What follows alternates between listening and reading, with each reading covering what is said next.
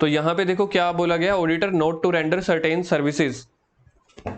सबसे पहले सीए को कौन अपॉइंट कर रहा है, ठीक है, या उसकी सर्विसेज को कौन डिसाइड कर रहा है, तो इन्होंने बोला जो बोर्ड ऑफ डायरेक्टर्स बताएंगे ना या ऑडिट कमेटी बताएगा, तो उसी के लिए सीए को अपॉइंट किया जाता है। और सीए सिर्फ वही काम करेगा। जैसे हमने सीए को अपॉइंट किया स्टॉक ऑडिट के लिए, तो वो स्टैट्यूटरी ऑडिट थोड़ी ना करने लग जाएगा। सर जो हम कंपनी ऑडिट ये पढ़ रहे हैं ये स्टैट्यूटरी ऑडिट होता है? The answer is yes. Statutory audit का मतलब होता है हर कंपनी को ऑडिट करवानी होती है।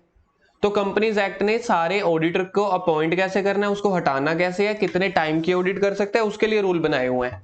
तो जब कंपनी एक्ट ने रूल बनाए, कंपनीज बीच में आ रही है, तो उसको स्टैट्यूटरी ऑडिट बोला जाता है, यानी कि सर एज पर लो। हाँ जी, एज पर लो। मेरे प्यारे प्यारे इंटेलिजेंट बच्चे, अब आप लो की टर्म सीखने लग गए हो, समझने लग गए हो। सर हमें तारीफ नहीं चाहिए झूठी, आप चलो आगे। सेक्शन 144 चल रहा है, auditor not to render certain services. ये समझाओ हमें, ऑडिटर अगर ये वाली सर्विसेज दे रहा है 9 सर्विसेज, टेक्निकली 8 है, 9th तो वो होता है ना एक माता का माल, एनी अदर, वो है कौन कौन सी? पहली है accounting and book keeping. First आपके पास है अकाउंटिंग एंड बुक कीपिंग। अगर किसी सीए को आपने अकाउंटिंग या बुक कीपिंग के लिए रखा हुआ है, मतलब आप उससे अपने अकाउंट्स बनवा रहे हो, और वही क्या आपके अकाउंट चेक करेगा? जिसने बनाए वही चेक करेगा, वो तो कभी अपने आप में गलती नहीं निकालेगा। जैसे कई बार आप मोबाइल चलाते हुए पकड़े जाते हो, ठीक है, 2 भाई हैं घर पे, अगर मम्मी दोनों भाई बहनों को बोल दे या दोनों भाइयों को बोल दे कि एक दूसरे के ऊपर नजर रखना, मोबाइल ना चलाना, हा हा हा लोल। सर ऐसा क्यों बोला आपने? क्योंकि वो भी फोन चलाएगा, आप भी फोन चलाओगे, मम्मी पापा सो रहे होंगे, है ना।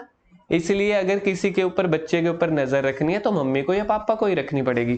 कहने का भाव क्या है कि अगर कोई अकाउंट्स बना रहा है या बुक कीपिंग कर रहा है, तो खुद वो अपने कंपनी का सीए नहीं बन सकता। सेकंड, इंटरनल ऑडिट, सेम वही पॉइंट।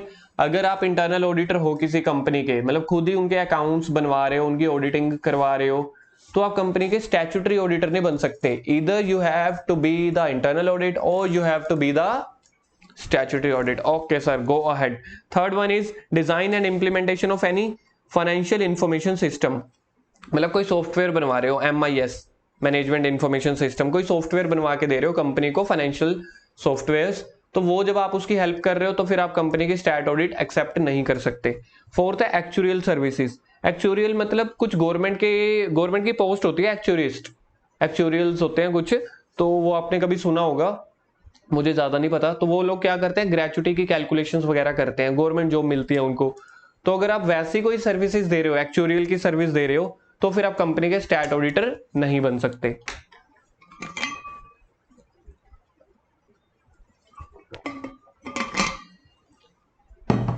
चार हो गए, accounting and book keeping. Second one is internal audit. Third, design and implementation of financial information system. Fourth, actuarial services. Fifth, investment advisory service, investment banking service. कोई भी investment से related कि इस company के shares खरीद लो, इस company के shares बेच लो, ऐसी कोई investment advisory service, investment banking service, किस बैंक में पैसा लगाओ, कहां से लोन लो, ये सब चीजें नहीं बताओगे।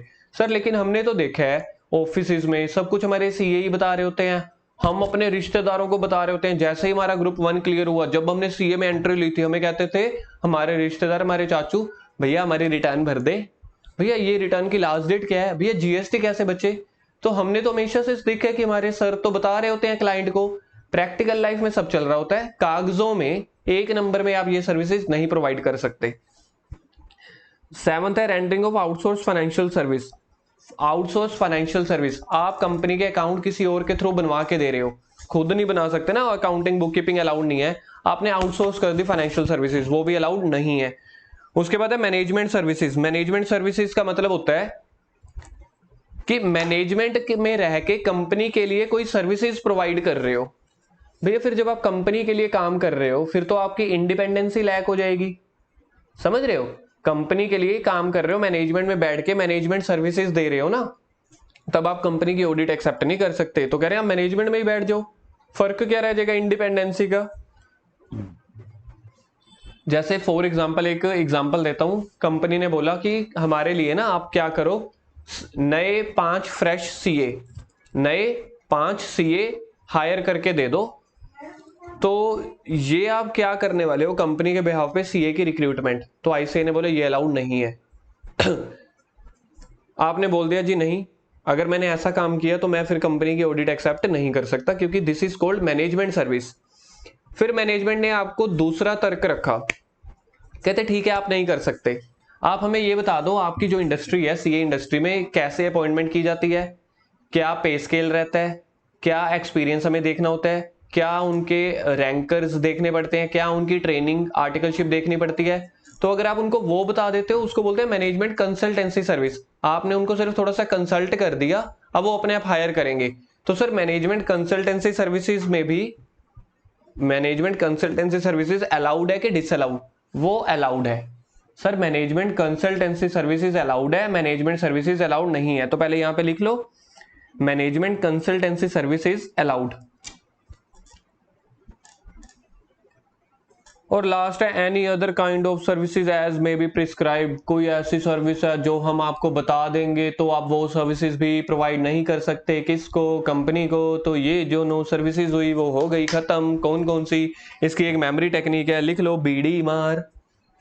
बीड़ी मार, बीड़ी पीनी नहीं है, बीड़ी मारनी है। सर ये कैसी मेमोरी टेक्निक है? बस ऐसे ही है, मैं ज्यादा मेमोरी टेक्निक्स पे वैसे विश्वास रखता नहीं हूँ।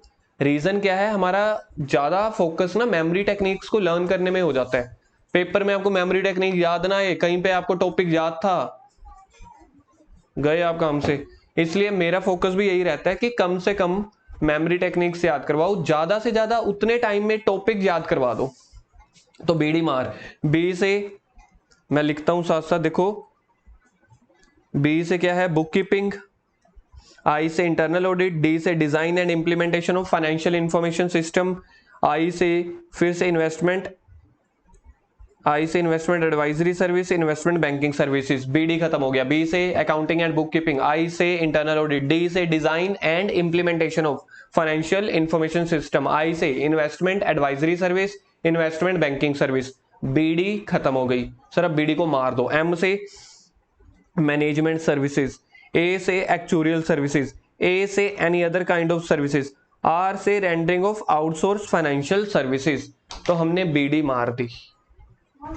बी से book keeping and accounting. I से इंटरनल ऑडिट। डी से design and implementation of any financial information system.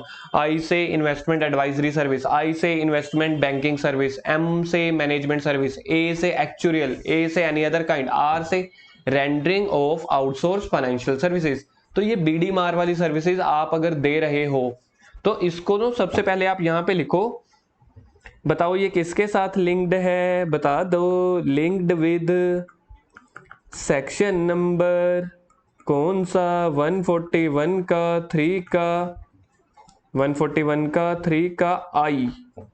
141 का 3 का आई में लिखा हुआ था कि अगर आप 144 से रिलेटेड कोई भी सर्विसेज दे रहे हो तो आप डिस्क्वालीफाई हो। तो यहाँ पे नाम भी वही है, auditor not to render certain services. आया मेरे बच्चों को समझ?